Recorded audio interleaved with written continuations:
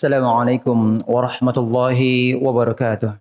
Innal hamdalillah nahmaduhu wa nasta'inuhu wa nastaghfiruh. Wa na'udzu billahi min shururi anfusina wa min sayyiati a'malina. May yahdihillahu fala mudilla lahu wa may yudlilhu fala hadiya lahu. Wa asyhadu an la ilaha illallah wahdahu la syarika lahu wa asyhadu anna Muhammadan 'abduhu wa rasuluh. Allahumma shalli wa sallim ala nabiyyina Muhammad wa ala alihi wa ashabihi wa man tabi'ahum bi ihsanin ila yaumiddin. Amma ba'd.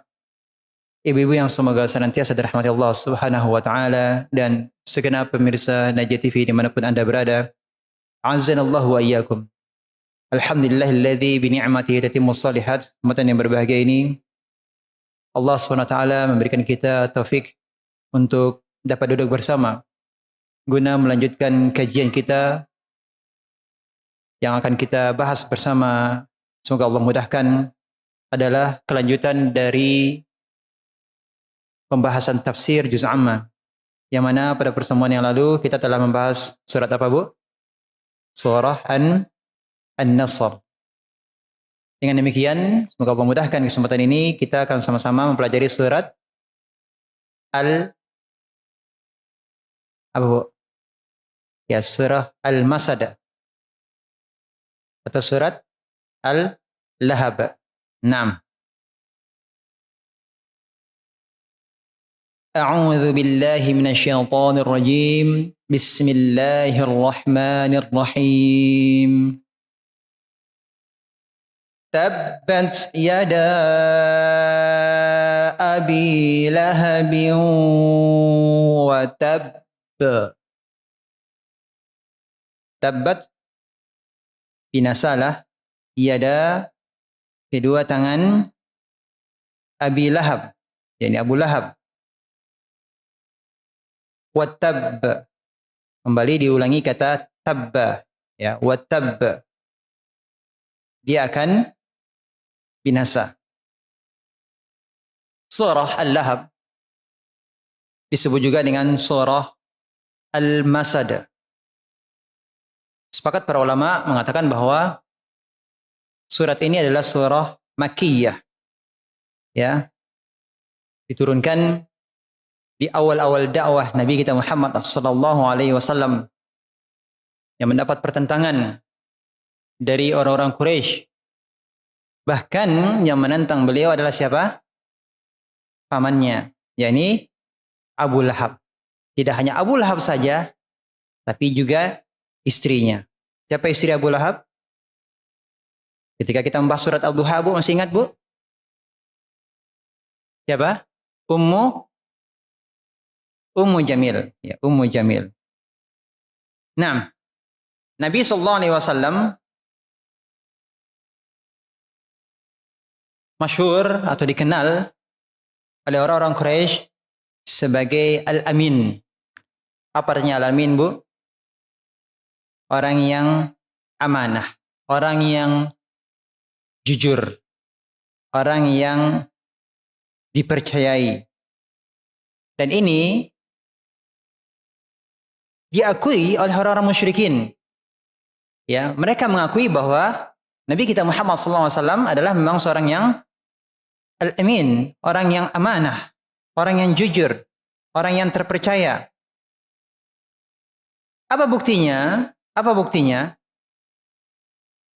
Buktinya adalah kalau mereka ingin safar meninggalkan Makkah, maka mereka menitipkan barang-barang mereka yang berharga kepada Nabi Muhammad SAW. Mereka menitipkan barang-barang berharga kepada siapa? Kepada Nabi Muhammad SAW.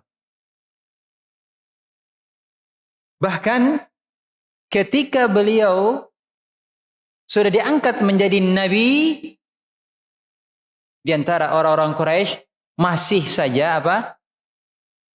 Menitipkan barang-barang berharga mereka kepada Nabi Muhammad SAW. Ini menunjukkan apa, Bu? Bahwa Nabi kita Muhammad SAW dikenal, diakui oleh mereka sebagai seorang yang amanah, seorang yang jujur, seorang yang terpercaya. Ya.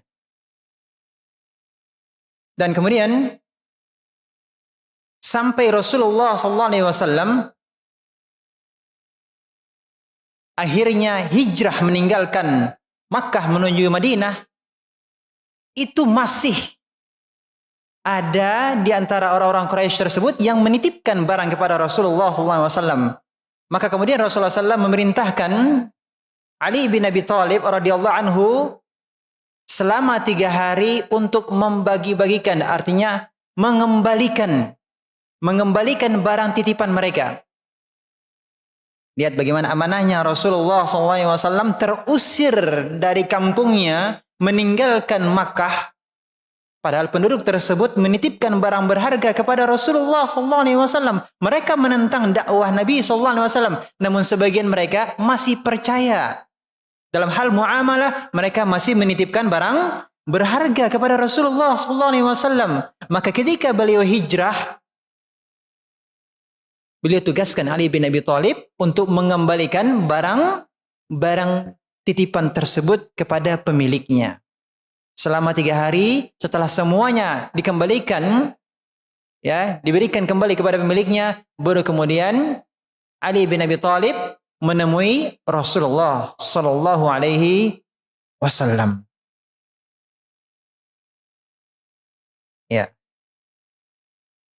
Dan di antara hal yang lainnya yang menunjukkan bahwa beliau memang diakui oleh orang-orang Quraisy adalah seorang yang al-amin, adalah ketika saat rehab atau pemugaran Ka'bah, ya, di mana seluruh kabilah-kabilah Quraisy, ya, mereka mengumpulkan batu-batu untuk merehab Ka'bah. Kabilah ini di sisi ini Ka'bah, kabilah yang lain di sisi yang lain. Nah, setelah selesai pemugaran Ka'bah, terakhir Hajar Aswad. Siapa yang akan meletakkan, kabilah mana yang akan meletakkan Hajar Aswad pada tempatnya? Ini ada beberapa kabilah. Siapa yang akan meletakkan Hajar Aswad pada tempatnya? Mereka berselisih pendapat. Sampai-sampai, Bu, hampir terjadi pertumpahan darah. Ya, beberapa hari mereka masih berselisih. Kemudian pada akhirnya Abu Umayyah bin Al-Mughirah, orang tertua di antara mereka, mengusulkan, wahai kaum Quraisy, jadikanlah ij'alu bainakum fima takhtalifuna fihi awwala man yadkhulu min babi hadzal masjid yaqdi bainakum fihi. Wahai orang-orang Quraisy, jadikanlah sebagai hakim yang akan memberikan keputusan siapa yang akan meletakkan Hajar Aswad ini pada tempatnya. Jadikanlah orang yang pertama kali masuk pintu masjid ini, yaitu Masjidil Haram, maka dialah yang akan menjadi hakim yang akan memutuskan perkara ini. Ternyata siapa yang pertama kali masuk? Nabi Muhammad sallallahu alaihi wasallam. Ketika mereka melihat yang pertama kali masuk tersebut adalah Muhammad sallallahu alaihi wasallam, apa yang mereka katakan? Atakum al-amin. Telah datang kepada kalian al-amin. Orang yang amanah. Ini pengakuan dari lisan mereka sendiri. Ini menunjukkan apa, Bu? Mereka mengakui bahwa Rasulullah SAW adalah Al-Amin. Orang yang amanah, orang yang terpercaya. Apa yang beliau putuskan? Beliau putuskan agar Hajar Aswad tersebut diletakkan pada suatu kain atau baju. Kemudian masing-masing kabilah memegang. Ya, mereka sama-sama mengangkat ujung kain, mengangkat Hajar Aswad tersebut dengan cara bagaimana? Memegang ujung-ujung kain tersebut. Sama-sama mereka angkat, diletakkan dekat pada tempatnya, ya, masing-masing kabilah memegang kain tersebut. Kemudian akhirnya Muhammad SAW, beliau yang meletakkan Hajar Aswad tersebut pada tempatnya. Lihat keputusan ini mereka terima. Namun poin yang kita ambil di sini bahwa Rasulullah SAW diakui oleh orang-orang Quraisy bahwa beliau adalah orang yang amin, yang terpercaya. Namun ketika beliau menyampaikan kepada kaumnya tentang tauhid agar mereka masuk Islam, mereka mau atau tidak, Bu? Mereka tidak membenarkan kenabian Nabi Muhammad SAW. Apa sebabnya? Karena kesombongan mereka, ya, karena keangkuhan mereka. Dan ini menjadi salah satu sebab turunnya surat Al-Lahab. Ketika Rasulullah SAW mengumpulkan orang-orang musyrikin, memanggil seluruh kabilah, ya, beliau mengatakan, ya sobahah. Ini adalah kata yang biasanya digunakan oleh orang-orang Quraisy, ya, untuk mengumpulkan untuk mengumpulkan orang-orang dalam kondisi genting atau bahaya. Yang menggunakan istilah apa? Kata ya sobahah. Ya, maka mereka berkumpul, datang. Yang tidak bisa datang mereka utus. Ya, datang. Apa yang terjadi? Maka ketika telah mereka berkumpul, ya, ini diriwayatkan ketika itu Rasulullah SAW, Su'aidan Nabi SAW ala Safa. Beliau naik di Jabal Safa. Kemudian memanggil kaumnya, ya, ya Bani Fihir, ya Bani Adi. Wahai Bani Fihir, wahai Bani Adi. Ya. Sampai kemudian mereka berkumpul. Ya. Termasuk datanglah Abu Lahab dan kaum Quraisy. Kemudian Nabi SAW berkata kepada mereka, Ara'aitakum law akhbartukum anna khailan bil wadi turidu an tughiru alaikum akuntum musaddiqi? Bagaimana menurut kalian kalau seandainya aku kabarkan kepada kalian ada pasukan berkuda, ya, pasukan berkuda yang berada di lembah hendak menyerang kalian, apakah kalian mempercayaiku? Apa yang mereka katakan? Naam, ya, ma jarrabna 'alaika illa sidqa. Ya, kami tidak pernah mendapatimu melainkan adanya kejujuran pada dirimu. Ya, mereka juga mengatakan ma jarrabna 'alaika kadhiba. Kami tidak pernah mendapatimu berdusta sama sekali. Ini menunjukkan bahwa apa? Mereka betul sangat mempercayai Rasulullah SAW. Dan ini secara lisan mereka nyatakan hal tersebut. Kemudian Rasulullah SAW mengabarkan kepada mereka, fa inni nadhirul lakum baina yaday adabin syadid. Sesungguhnya diriku adalah pemberi peringatan kepada kalian akan adanya siksa yang pedih. Ya, ini tentang apa, Bu? Adanya hari kiamat. Di antara mereka ada Abu Lahab. Apa kata Abu Lahab? Tabban laka sa'iral yawm alihada jama'atana. Tabban. Dia katakan apa? Tabban laka. Celaka kamu Muhammad. Sa'iral yawm. Sepenuh hari, seluruh hari. Apakah kamu mengumpulkan kami untuk ini? Ya, hanya untuk ini kamu kumpulkan kami? Ya. Celaka kamu.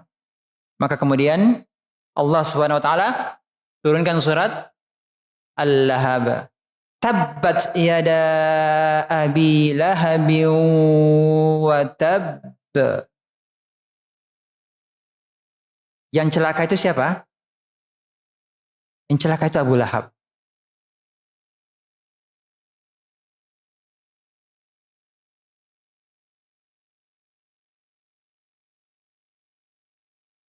Ya, ini diantara sebab turunnya apa, Bu? Surat ya Al-Lahab, atau surat apa tadi namanya? Al-Masad. Ketahuilah Ibu, Abu Lahab itu siapa? Paman Nabi sallallahu alaihi wasallam. Ketika Nabi sallallahu alaihi wasallam diangkat menjadi nabi, paman-pamannya yang hidup berapa orang, Bu? Yang masih hidup? 4. Siapa saja? Ya, Abu Talib. Siapa lagi?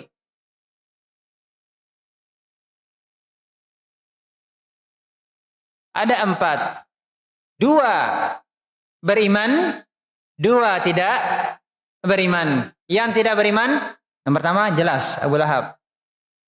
Ya, inilah satu-satunya paman yang memusuhi Nabi sallallahu alaihi wasallam. Ya. Pokoknya setiap kali Nabi berdakwah, di sana ada siapa? Ada Abu Lahab yang akan bikin keonaran di situ, ya. Memprovokasi orang-orang jangan percaya, jangan beriman dengan apa yang disampaikan oleh Rasulullah sallallahu alaihi wasallam. Abu Lahab. Yang kedua yang tidak beriman siapa? Abu Talib. Sekalipun ketika hidupnya beliau membela dakwah Nabi Muhammad SAW, namun di akhir hayatnya tidak beriman. Yang 2 lagi beriman siapa? Hamzah. Ya, Hamzah. Ini membela Nabi SAW sampai meninggal dalam perang apa, Bu? Ya, perang Uhud. Kemudian satu lagi yang beriman tadi yang disebutkan siapa? Abbas. 6. Jadi yang beriman itu Hamzah dan Abbas, yang tidak beriman Abu Lahab dan Abu Talib. 6. Diriwayatkan dari Rabi'ah bin Ibadin Ad-Dili,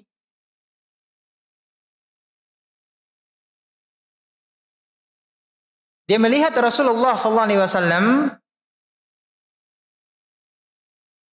di pasar Dzil Majaz. Rasulullah SAW mendakwahi orang-orang yang di pasar. Beliau katakan, ya ayuhan nas, qulu la ilaha illallah tuflihu. Wahai manusia, katakanlah la ilaha illallah, niscaya kalian akan beruntung. Kalian akan masuk surga.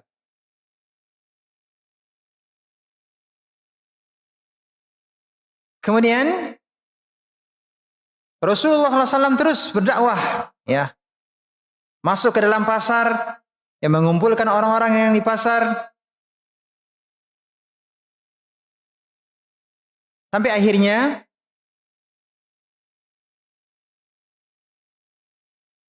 muncullah siapa? Abu Talib. Rasulullah SAW mendakwahkan, katakanlah la ilaha illallah tuflihu. Kemudian ternyata datanglah Abu Talib. Tadi sudah kita sebutkan, pokoknya kalau ada Rasulullah SAW berdakwah, Abu Talib datang, tujuannya apa?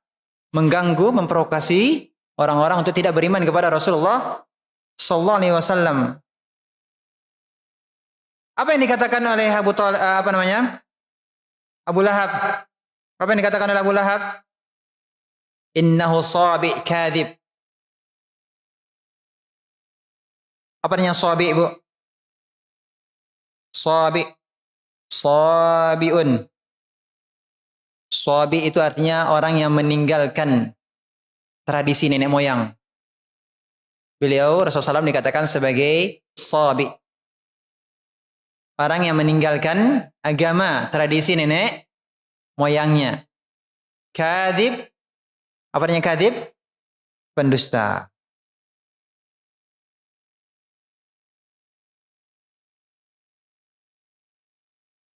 Kemudian dalam riwayat yang lain dari Tariq Al-Muharibi, dia mengatakan bahwa dia melihat Rasulullah SAW di pasar Dil Majaz. Beliau memakai baju berwarna merah. Alaihi hullah hamra.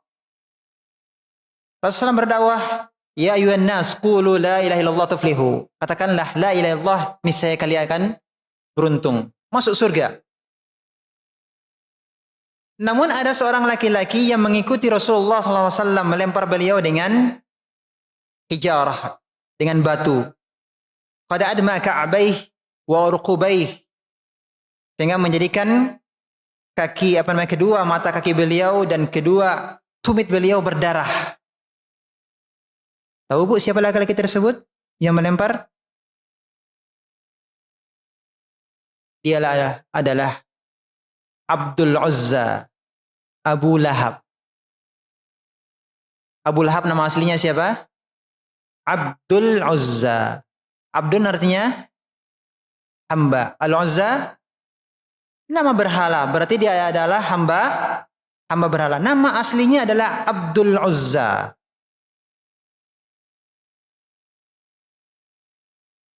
Lihat, Rasulullah SAW dilempar oleh pamannya, kedua mata kakinya, tumitnya berdarah. Yang dilempar siapa? Keponakannya Rasulullah SAW. Jadi beliau berdakwah dicela oleh pamannya sampai disakiti. Ya, masyarakat diprovokasi agar tidak beriman kepada Rasulullah SAW. Ini adalah merupakan ujian yang berat yang dihadapi oleh Rasulullah SAW dalam berdakwah. Terlebih lagi mendapat tantangan dari orang yang terdekat, keluarganya sendiri, pamannya sendiri. Bukan hanya pamannya, tapi juga adalah siapa? Ummu Jamil? Ya, bibinya.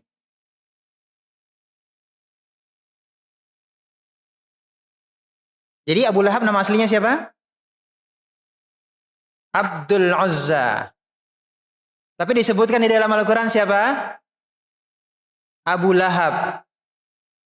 Kenapa dikatakan Abu Lahab? Dia dikenal dengan Lahab, Abu Lahab. Kenapa? Apa? Wajahnya merah. Cerah. Oh, wajahnya cerah. Kalau wajahnya cerah harusnya dipanggilnya Abu Nur. Lahab itu artinya menyala. Lahab itu artinya apa? Menyala.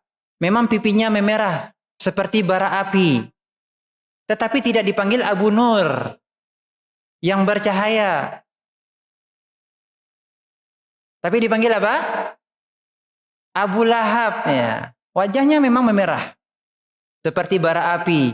Dan kelak juga di hari kiamat juga akan dibakar oleh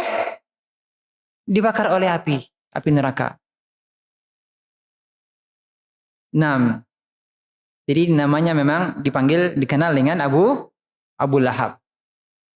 Lihat Bu. Nama aslinya tidak disebut di dalam Al-Quran. Kenapa?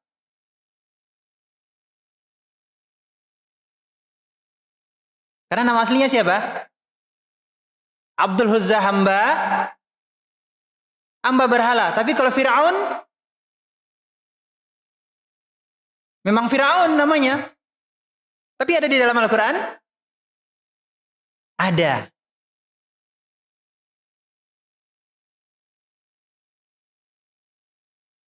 Abdul Uzza nama yang mengandung kesyirikan. Allah tidak menginginkan namanya disebutkan di dalam Al-Quran. Tapi kalau Fir'aun, nama aslinya memang Fir'aun. Memang Fir'aun tidak mengandung apa Bu? Tidak mengandung kesyirikan. Baik. 6.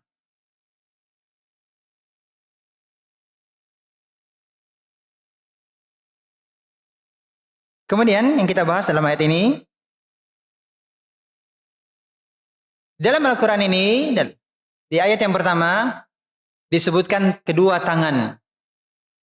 Apakah yang celaka itu hanya kedua tangannya saja? Yang dibinasakan oleh Allah apakah hanya kedua tangannya saja? Tidak. Apa hikmahnya disebutkan kedua tangan? Ini ada beberapa penafsiran. Sebagian ulama mengatakan bahwa ketika Abu Lahab mengintimidasi dakwah Nabi sallallahu alaihi wasallam, mengganggu beliau, ya, menggunakan apa? Kedua tangannya, melempari beliau dengan batu, ya, menunjuk beliau dengan dengan tangannya. Sehingga inilah yang pertama kali disebut oleh Allah. Namun yang binasa bukan hanya kedua tangannya. Jadi kedua tangannya inilah disebutkan pertama kali oleh Allah Subhanahu wa taala. Karena bagian tangan inilah yang langsung menunjuk Nabi sallallahu alaihi wasallam dan menyakiti Rasulullah sallallahu alaihi wasallam. Ada yang lain mengatakan bahwa ini adalah penyebutan sebagian, mewakili keseluruhannya. Seperti kalau dalam bahasa Indonesia kita mengatakan, kemana si fulan? Saya tidak melihat batang hidungnya. Maksudnya apa, Bu? Apakah batang hidungnya yang datang sendiri?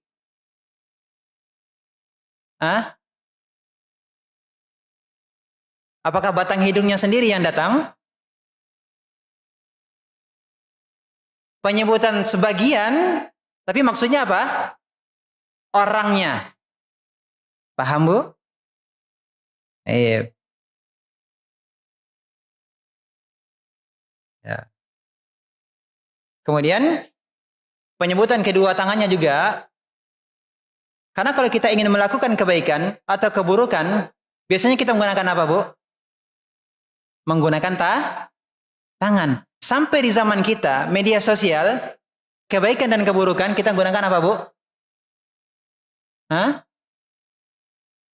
Tangan atau kaki, Bu? Ya, tangan juga kan? Untuk ngetik, untuk megang HP pakai apa, Bu? Pakai tangan. Jadi sekali lagi bahwa penyebutan tangan ini bukan berarti yang binasa itu adalah hanya tangannya, tapi orangnya ini akan mendapatkan siksaan yang berat dari Allah Subhanahu wa taala. Nah, di sini dalam ayat ini juga disebutkan tabbat 2 kali. Kata tabba disebutkan 2 kali. Sebagian ulama mengatakan ini adalah sebagai penekanan, penegasan bahwasanya Abu Lahab benar-benar apa? Binasa. Sebagian ulama lagi yang mengatakan bahwa tabba yang pertama, tabbat, ya. Tabbat yang pertama itu adalah doa. Semoga Abu Lahab binasa. Dan kemudian tabba yang terakhir di ayat yang pertama itu adalah kenyataan. Kenyataan bahwasanya nanti pada hari kiamat memang Abu Lahab akan binasa, akan celaka. Sampai sini bisa dipahami, Bu? Kenapa disebutkan 2 kali? Di antara hikmahnya, bagian ulama menafsirkan apa tadi? Tabba yang pertama adalah apa, Bu? Ya, doa. Tabba yang kedua adalah kenyataan. Tafsiran yang lain apa, Bu? Ini sebagai penegasan atau penekanan bahwa disebutkan 2 kali tabba, celaka, binasa. Ini menunjukkan apa? Abu Lahab benar-benar akan binasa. Ayat berikutnya, ayat yang kedua. Ma aghna anhu maluhu wa ma kasaba. Ma aghna anhu maluhu. Hartanya tidak akan berguna baginya. Ya, tidak berfaedah kepadanya. Wa ma kasaba, dan apa yang dia usahakan juga tidak apa? Tidak berguna, tidak berfaedah kepadanya. Apa yang dimaksud dengan wa ma kasaba? Apa yang dia usahakan? Apa yang diusahakan? Apa yang dimaksudnya itu? Yang dimaksudnya adalah anak-anaknya. Artinya, harta dan anaknya tidak akan berfaedah, tidak akan berguna untuknya. Tidak akan bisa menolongnya dari apa, Bu? Kebinasaan. Rasulullah SAW bersabda, "Inna auladakum min kasbikum." Sungguhnya anak-anak kalian adalah hasil usaha kalian. Jadi wa makasab, apa yang diusahakannya di sini maknanya apa, Bu? Anak-anaknya. Harta dan anak-anaknya tidak bermanfaat untuk siapa? Abu Lahab. Tidak bisa menjadi penolongnya. Bahkan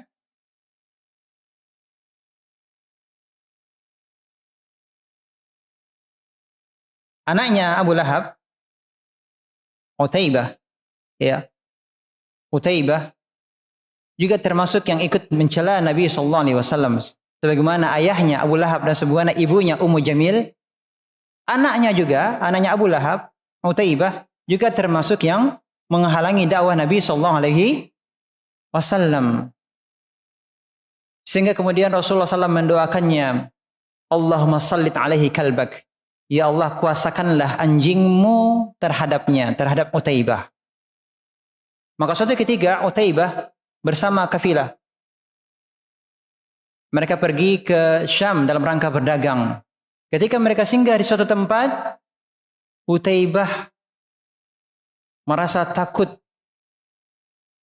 kalau doa Rasulullah SAW dikabulkan. Maka kemudian kawan-kawannya mengatakan tidak usah takut. Mereka mencoba melindunginya.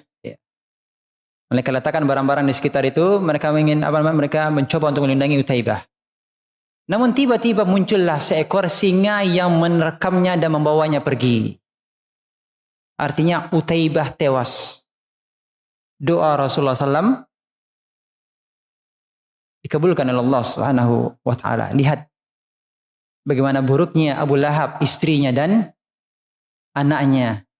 Sehingga Abu Lahab, ya, yang dikabarkan oleh Allah Subhanahu wa taala dia akan masuk apa, Bu? Masuk neraka, padahal orangnya masih hidup. Sudah dikabarkan oleh Allah Subhanahu wa taala dia akan masuk neraka. Namun lihat keangkuhan Abu Lahab, dia katakan bahwa kalau seandainya aku masuk neraka, maka akan aku jadikan hartaku dan anak-anakku sebagai penebus. Nah, dia masih pede akan aman dari neraka. Itu hanya sekedar apanya saja, olok-olokannya saja. Karena dia tidak beriman dengan hari kiamat, dia tidak beriman.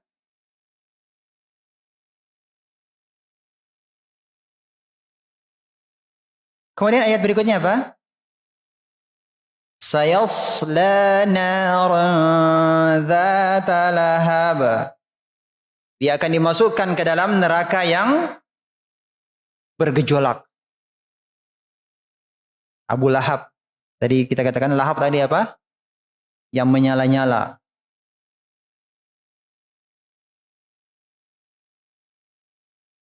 Ini menunjukkan bahwa apa, Bu? Abu Lahab pasti masuk neraka. Ayat ini turun, Abu Lahab masih hidup. Lihat mukjizat Al-Quran. Mukjizat Al-Quran, kebenaran Al-Quran. Nyata atau tidak, Bu? Abu Lahab masuk neraka? Sampai akhirnya dia beriman atau tidak? Masuk Islam atau tidak? Tidak. Padahal seandainya Abu Lahab pura-pura masuk Islam, pasti orang-orang Quraisy akan berpikir bagaimana? Ternyata apa yang disampaikan oleh Muhammad itu tidak benar. Kenapa? Karena yang disampaikan oleh Tuhannya, Rabbnya, bahwa Abu Lahab tidak akan masuk Islam, tidak akan beriman. Nah, ini buktinya Abu Lahab beriman. Tapi lihat, Bu, pura-pura saja tidak. Allah halang Abu Lahab untuk pura-pura masuk Islam. Paham tidak maksudnya nih, Bu? Kalau seandainya Abu Lahab pura-pura masuk Islam, berarti ayat ini benar atau tidak? Sayasla naran dzata lahab. Benar atau tidak nih, Bu?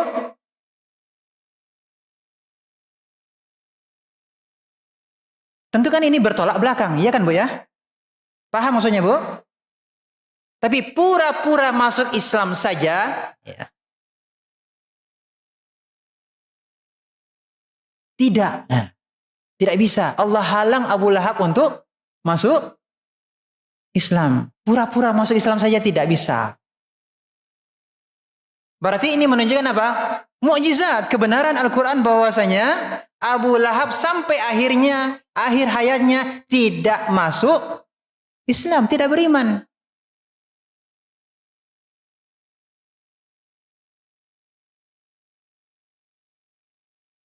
Bisa dipahami nih Bu?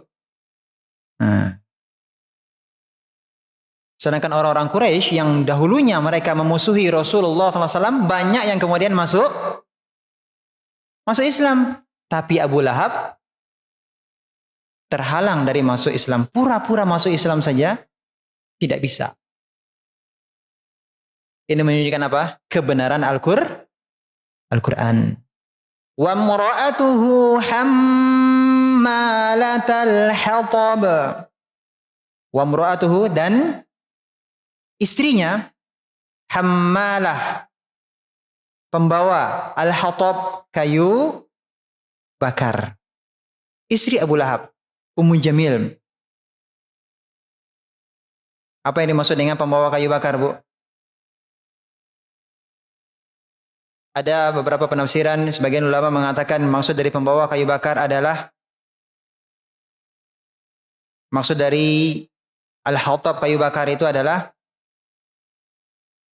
sebagai simbol dia menyalakan permusuhan. Karena memang Ummu Jamil dia suka melakukan adu domba.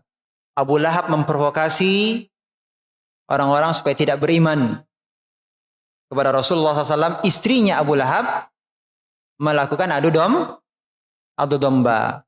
Jadi dikatakan sebagai hammalatul hatab, yang membawa kayu bakar. Dia menyulut permusuhan. Dia mengajak orang-orang untuk apa? Memusuhi Rasulullah SAW. Sebagian ulama lagi mengatakan bahwa memang betul-betul dia membawa kayu bakar. Dia keluar ke gurun pasir untuk mencari kayu bakar. Padahal dia adalah wanita Quraisy, wanita yang terhormat. Ya, kedudukannya tinggi. Namun lihat bagaimana dia menghinakan dirinya keluar ke padang pasir untuk mencari kayu bakar. Dan meletakkan kayu bakar tersebut di mana Rasulullah SAW jalan, di situ dia letakkan kayu. Dia letakkan duri-duri untuk menghalangi jalan Rasulullah SAW. Artinya bahwa betul-betul dia membawa kayu bakar. Kayu bakar tersebut dia gunakan untuk menghalangi jalan Rasulullah SAW. Sebagian ulama mengatakan bahwa ini adalah terkait dengan akhirat nanti. Bahwasanya Ummu Jamil dia akan membawakan kayu bakar yang akan membakar suaminya di neraka. Artinya bahwa Abu Lahab akan dihinakan oleh Allah Subhanahu wa taala. Dia akan dihukum. Apa hukumannya? Istrinya sendiri akan membawa kayu bakar yang akan membakar suaminya, dan Abu Lahab akan merasa terhina. Kenapa? Karena dia dibakar oleh siapa? Istrinya tercinta. Nah, inilah hukuman. Ya, hukuman dari Allah Subhanahu wa taala terhadap siapa? Terhadap Abu Lahab. Jadi inilah beberapa penafsiran. Tafsiran yang pertama yang maksud dengan hammalatul hatab itu adalah Ummu Jamil, istrinya Abu Lahab. Dia melakukan apa? Adu domba, menyulut api permusuhan. Ya. Kemudian yang kedua, maknanya apa?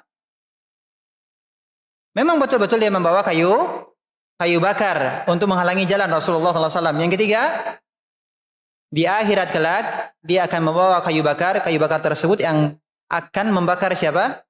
Suaminya. Ini adalah merupakan kehinaan bagi Ummu Jamil yang membakar suaminya sendiri. Dan ini kehinaan bagi Abu Lahab karena dia dibakar oleh siapa? Dibakar, istrinya ikut membantu untuk membakar dirinya. Ini adalah kehinaan bagi sepasang suami istri. Bisa dipahami di sini, Bu? Yang terakhir, fi jidha hablum mim masada. Fi pada jid, lehernya, Hablun, tali, min, dari, masada. Masad itu apa, Bu? Sabut. Apa maksudnya nih, Bu? Di lehernya ada sabut. Allah akan menghukum Ummu Jamil dengan kalung. Ya. Kalung tersebut adalah kalung dari api neraka Jahanam. Ya. Apakah itu terbuat dari sabut, kayu bakar, ataukah terbuat dari besi? Yang jelas ini menunjukkan bahwa nanti di akhirat dia akan diadab dengan kalung dari api neraka Jahanam. Dan ada penafsiran yang lain juga mengatakan yang dimaksud dengan di lehernya, ya, di lehernya istri dari Abu Lahab ada kalung dari sabut, ya, karena dia memang apa? Meletakkan talinya di lehernya, yang tali tersebut dia gunakan untuk mengikat kayu bakar yang dia bawa dari mana? Dari luar, dari padang pasir yang dicarinya. Jadi dia sengaja keluar ke padang pasir untuk mencari kayu bakar, dan dia letakkan tali di lehernya. Yang tali tersebut dia gunakan untuk apa, Bu? Untuk mengikat kayu bakar. Apa gunanya kayu bakar tadi? Untuk menghalangi jalan Rasulullah sallallahu alaihi wasallam. Jadi tafsiran yang lain dari hal ini tersebut adalah betul-betul dia memang meletakkan tali di lehernya, karena dia menggunakan tali tersebut untuk mengikat kayu bakar.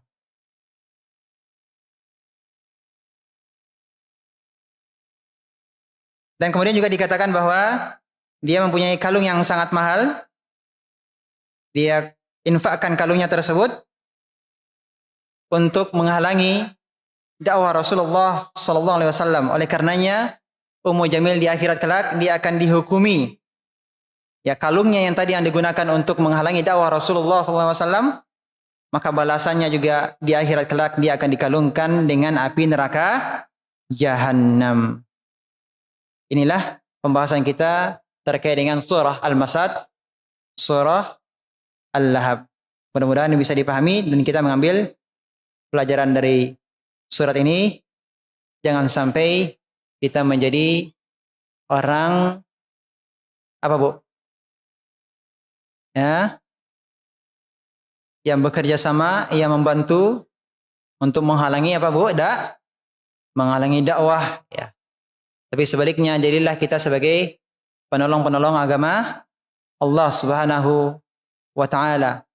Dan kemudian pelajaran yang lainnya bahwa lihatlah Abu Lahab yang masih hidup telah divonis oleh Allah Subhanahu wa taala sebagai seorang yang akan masuk neraka, dan kenyataannya demikian sampai akhir hayatnya pun juga dia tidak beriman. Ini menunjukkan kebenaran Al-Quran, maka semestinya ini yang menambah keimanan kita untuk terus mengkaji, mempelajari Al-Quran, dan kita yakin dan bangga dengan Islam yang Allah berikan kepada kita, dan semoga kita terus istiqomah di atas Islam hingga akhir hayat kita di atas Islam dan sunnah Rasulullah sallallahu alaihi wasallam. Demikian, mudah-mudahan bermanfaat. Kurang lebihnya kami mohon maaf.